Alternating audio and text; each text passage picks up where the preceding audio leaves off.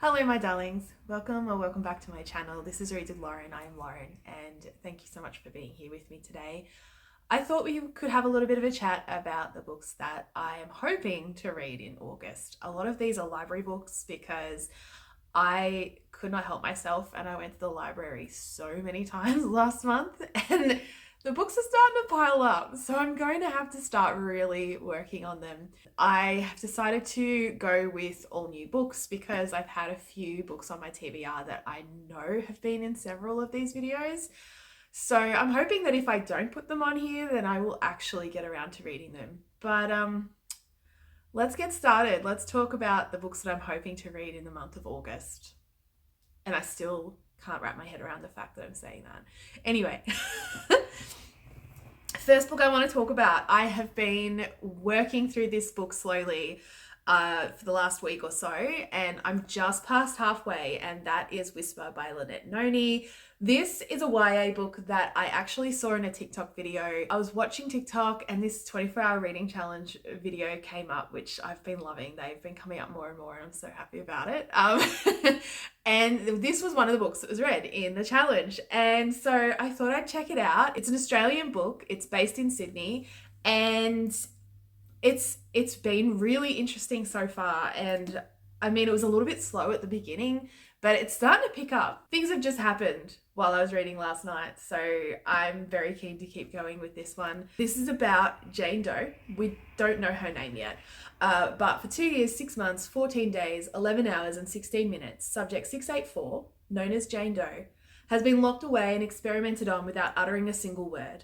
As Jane's resolve begins to crack under the influence of her new and unexpectedly kind evaluator, she uncovers the truth about Langard's mysterious program, discovering that her own secret is at the heart of a sinister plot, and one wrong move, one wrong word could change the world.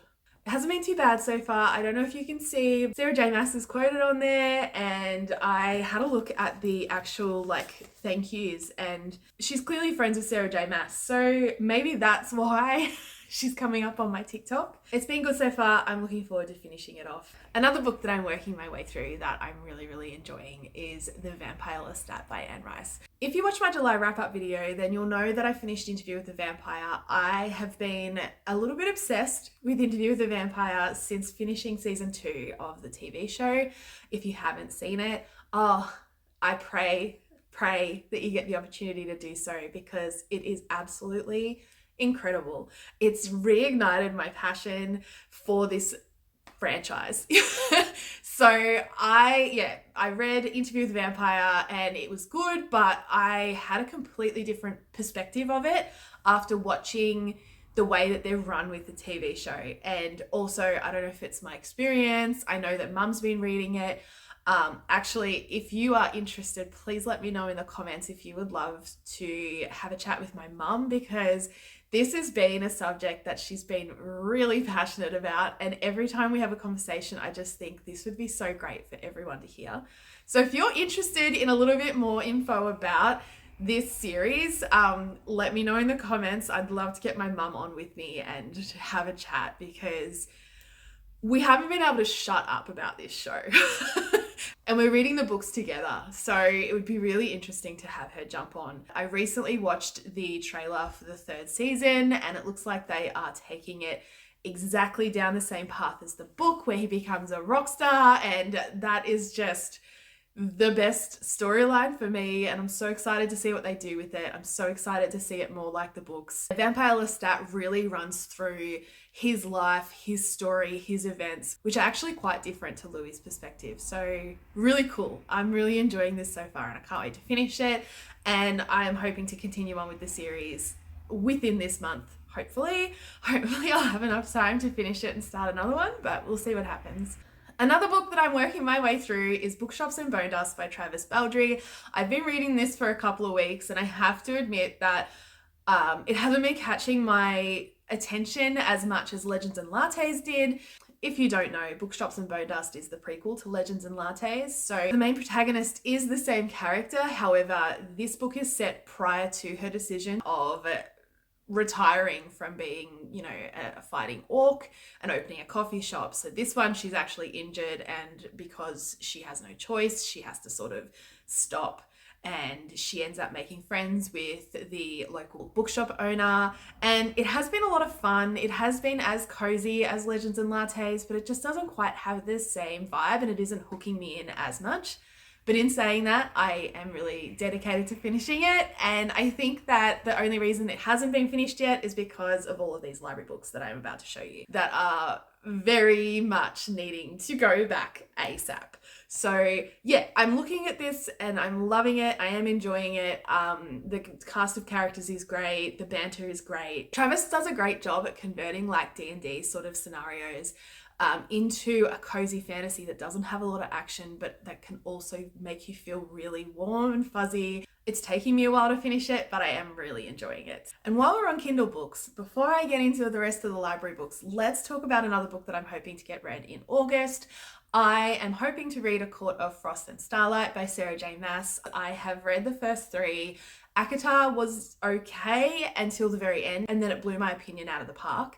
And 2 and 3 were just progressively better and better. But in saying that, I think what draws me into it and what is getting me so excited is the war and the battles that are going on. However, Reese is my favorite. I've always had a thing for the bad guy, and you know, I know that his character develops, but from book 1, he has been my favorite. And so I am enjoying seeing all of the things that are occurring in his life. I've been really enjoying it. And I think that the reason that I haven't started this one so quickly is because I know that the next 2 books center on different characters. So they center on Nestor and Cassian, who are from the original 3 books, but they end up taking the limelight. And so I haven't been rushing to get into them, but I am looking forward to and hoping that I can at least get A Court of Frost and Starlight done this month. So a majority of the library books that I have are graphic novels, but I have these 2 books which I'm super excited to get my hands onto. I have read a lot of Adam Kay's work, but I haven't actually read this original, which is This Is Going to Hurt. I recently listened on audio to his most recent book, and I do have his little Christmas short story, which is right here. 'Twas the Night Shift Before Christmas. I picked this up super cheap at the markets. This was the first one that I read, even though it wasn't the original, and I just really love the quirky banter, the writing style. It has a great way of talking about all of the traumas that occur when you're a doctor and you're practicing every day and you're seeing all of these people in absolute pain and, you know, the absolute burnout that doctors experience. And so, yeah, I'm super excited, super excited to read this one. And I would really like to watch the TV show. So I'm really looking forward to reading this one, and I'm looking forward to getting my hands on the TV show and watching that as well, because there is a UK show and I've heard that it's brilliant. So yeah, hopefully this will be a good one. I feel like it'll be a quick read. I generally get through his books pretty quickly. So yeah, that's that one. And then the next one that I picked up from the library is How to Stop Time by Matt Haig. So I read The Midnight Library a few years back now and really enjoyed it. I have a copy because I enjoyed it that much. What can I say? I am a Hallmark girly. I don't like the movie style, but if it's a book, I'm into it. You know, I love that positive self-talk. I love the delving into what could have been and all of the different scenarios. It kind of gives me those time travel vibes and interdimensional travel vibes that I just love so much in a sci-fi. So yeah, I really loved Midnight Library, and so How to Stop Time just screams to be read. And on the back it says, I am old. That is the first thing to tell you, the thing you are least likely to believe. If you saw me, you would probably think I was 40, but you would be very wrong. So time. I'm a time girly. It's an instant yes, thank you. Now I've just got a couple more, and these are graphic novels, so I won't go too much into what they're about, but last month I read the first manga volume of Sherlock, and so I have volume 2 and volume 3 that I would like to finish this month so that I can return them and finish the manga series. Very much similar vibes to the show, the Benedict Cumberbatch version of Sherlock. I really enjoyed the first one, so I'm pumped to get into these ones. Then I picked up Witchy by Ariel Slamet Ries. I hope I'm saying that right. So this one is about, in the Witch Kingdom, Highland, the strength of your magic is determined by the length of your hair. Those that are strong enough are conscripted by the Witch Guard, who enforce the law in peacetime and protect the land during war. However, those with hair judged too long are pronounced enemies of the kingdom and annihilated. This is called a witch burning. So it sounds super cool. I love the cover, so I think that means that the illustrations are going to be really fun. It's pretty good illustrations, I reckon, so we'll see. Another one that I picked up that I thought might be really interesting. Found this one and I thought this would be really cool to read. This is Mums by Young Shin Ma.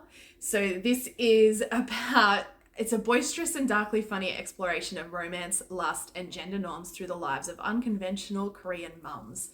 That sounds great. I love a good story about gender norms and breaking through those walls, and romance always helps. But the back says Lee Seon, Myung Ok, Yeonsan and Yeonjong, I'm probably saying those wrong, I'm so sorry, are all mothers in their mid-50s. They're being taken advantage of and they've had it. Inspired by his own mum's experiences, cartoonist Young Shin Ma crafts a refreshingly honest, unfiltered comic about a group of women who yearn for something more meaningful than what the mediocre men they love or their abusive and power-hungry employers can provide. Despite their less than desirable jobs, salaries, husbands and boyfriends, these mums brazenly bulldoze their way through life, ending up in nightclubs, picket lines, motels, and even the occasional back alley brawl, learning something about the importance of female friendship along the way. How great does that sound? I love stories like this where they just, those real F the patriarchy, F this bullshit vibes. I love that. So I'm so excited to read this one. The illustrations are probably not my favorite, but I still feel like this is going to be something really fun, and it's nice and chunky. What I really love about a graphic novel is when it is really chunky, because you know that you're going to get a really decent amount of story. So I'm super pumped. Two more that I'd really like to read within the next week or so, but hopefully by the end of August, is Username Regenerated by Jo Sugg. It definitely caught my eye. It's about Evie, and Evie is safe at home, but her heart remains in Escape, the virtual world her father created for her. She's desperate to return, but the app that transports her has corrupted in the Great Reboot. When besotted geek Lionel offers to help, he doesn't just restore the gateway as she had planned. He opens up a series of revelations that calls into question everything Evie treasures. With a momentous discovery to be unearthed in the virtual realm and an Escape fugitive on the loose in reality, can our sideline schoolgirl save not one world, but two? That sounds so good. I really love the game elements in books, so super excited to read that one. And then the last one that I have for you guys today is The Fall by Jared Muralt. So this kind of gives Last of Us vibes minus the mushroom zombies, This is definitely post-apocalyptic, and it says, in the wake of worldwide economic, political and social turmoil and a deadly pandemic in the summer heat, a city is falling into chaos. Empty supermarket shelves and citizens confined to quarantine zones with a corrupt militia, making things worse. Fighting through grief and despair, all Liam wants is his family to be safe, so they decide to flee the city, off to the Alps where things must still be better. But the pandemic seems to have changed even these small communities in negative ways. With Liam gravely injured, his daughter Sophia takes the lead. Standing up to the unjust villagers and helping others along the way, their little family grows, one undervalued misfit at a time. So it's saying it's akin to The Walking Dead and with the emotion of Cormac McCarthy's The Road. But that's all the books that I'm hoping to read in August. I thought that I would just stick with a small amount because despite the fact that I read so many last month, I read about 45 books and I popped a video up reviewing those ones. I just don't know that I'm going to get as many read this month, and also I really want to try and focus on getting back to the novels because I've been in my graphic novel era, and that's been great because I've been able to digest so much information and so much amazing stories in that quick modality, but I have so many novels that I want to get read, so we'll see what happens.